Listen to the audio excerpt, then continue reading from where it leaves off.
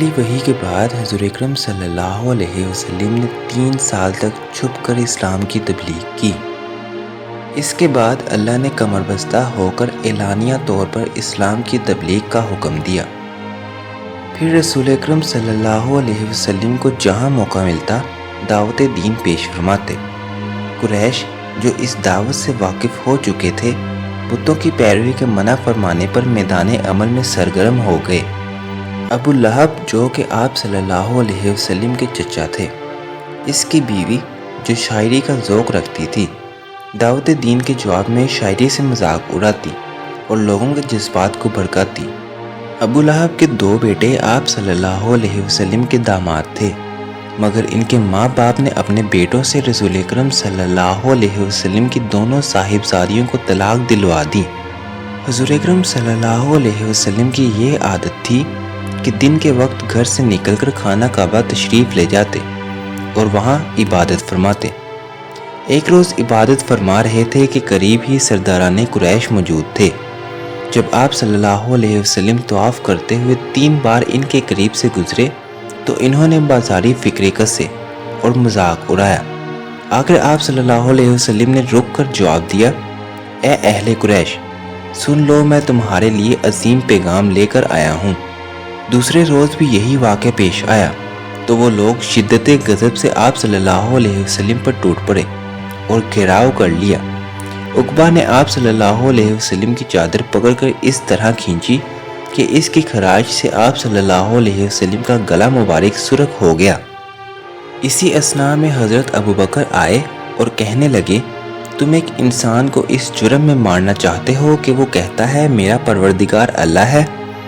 اس پر قریش نے آپ صلی اللہ علیہ وسلم کو چھوڑ دیا، مگر حضرت ابو بکر صدیق رضی اللہ عنہ کا سر پھوڑ دیا۔ ایک مرتبہ حضور اکرم صلی اللہ علیہ وسلم بیت اللہ میں نماز ادا فرما رہے تھے۔ ابو جہل اور اس کے ساتھی قریب ہی بیٹھے تھے۔ کسی نے کہا، کون ہے جو اونٹ کی اوجری لائے اور محمد کی پیٹھ پر لاد دے؟ اس پر ایک بدبخت عقبہ بن ابی معیط اٹھا اور اوجری لا کر جب آپ صلی اللہ علیہ وسلم سجدے میں تھے تو آپ صلی اللہ علیہ وسلم کی پشت پر دونوں کندھوں کے درمیان ڈال دی، پھر ہنسی کے مارے ایک دوسرے پر گرنے لگے۔ آپ صلی اللہ علیہ وسلم سجدے ہی میں پڑے رہے، یہاں تک کہ کسی نے حضرت فاطمہ کو اطلاع کی اور وہ آئیں اور آپ صلی اللہ علیہ وسلم کی پشت سے اوجری اٹھا کر ہٹائی۔ تب آپ صلی اللہ علیہ وسلم نے سر اٹھایا، پھر 3 بار فرمایا، اے اللہ، تو قریش کو پکڑ لے۔ ابو جہل آپ صلی اللہ علیہ وسلم کے پاس اکثر آتا، قرآن سنتا، مگر ایمان نہ لاتا، بلکہ اپنے ہر عمل سے آپ صلی اللہ علیہ وسلم کو اذیت پہنچاتا۔ یہ اکثر آپ صلی اللہ علیہ وسلم کو نماز ادا کرنے سے روکتا۔ ایک بار سرداران قریش سے کہنے لگا کہ محمد تمہارے سامنے اپنا چہرہ خاک آلود کرتا ہے، اگر اس نے میرے سامنے ایسا کیا تو میں اس کی گردن رون ڈالوں گا۔ اس کے بعد اس نے رسول اکرم صلی اللہ علیہ وسلم کو نماز پڑھتے دیکھ لیا تو غلط ارادے سے ان کی طرف چل پڑا، مگر جب لوگوں نے دیکھا کہ یہ ایڑھی کے بل پلٹ رہا ہے تو اس سے پوچھنے لگے کہ تمہیں کیا ہوا ہے؟ تو یہ کہنے لگا کہ میرے اور ان کے درمیان آگ کی ایک خندق ہے۔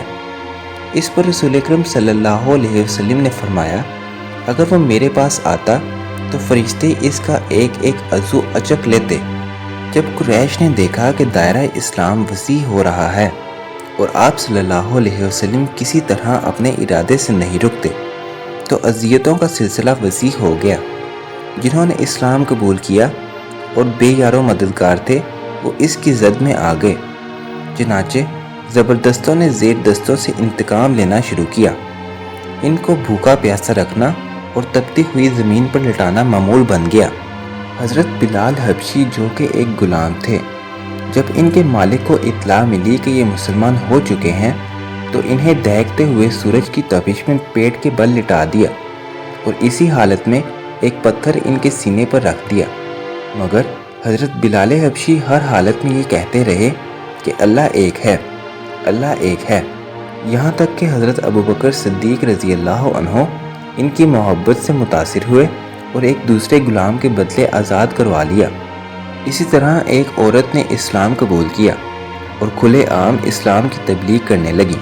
قریش نے انہیں اغوا کر کے رسیوں سے باندھ کر ایک قافلے کے حوالے کر دیا، اس شرط پہ کہ انہیں کوئی غذا یا پانی نہیں دیا جائے گا۔ مگر جب قافلے نے ان کی اللہ کے لیے محبت دیکھی تو انہیں چھوڑ دیا۔ بعض روایات میں یہ بھی ہے کہ قافلے والے مسلمان ہو گئے۔ حضرت عمار بن یاسر جو کہ ایک غلام تھے، انہوں نے اپنے والدین کے ہمراہ اسلام قبول کیا تو مشرکین مکہ جن میں ابو جہل نمایاں تھا انہیں سخت پتھریلی زمین پر دیکھتے ہوئے سورج کی تپش پر لٹاتے۔ ایک بار انہیں سزا دی جا رہی تھی کہ رسول اکرم صلی اللہ علیہ وسلم کا ادھر سے گزر ہوا، دیکھا تو فرمانے لگے، الیاسر صبر کرنا، تمہارا ٹھکانہ جنت ہے۔ آخر کچھ دیر بعد زخموں کی تاب نہ لا کر شہادت پا گئے۔ ان کی والدہ اسلام کی پہلی شہید خاتون تھیں۔ اسی طرح مسلمانوں پر اور بھی بہت سے ظلم کیے گئے، حتیٰ کہ اللہ نے اسلام کو غلبہ عطا فرما دیا۔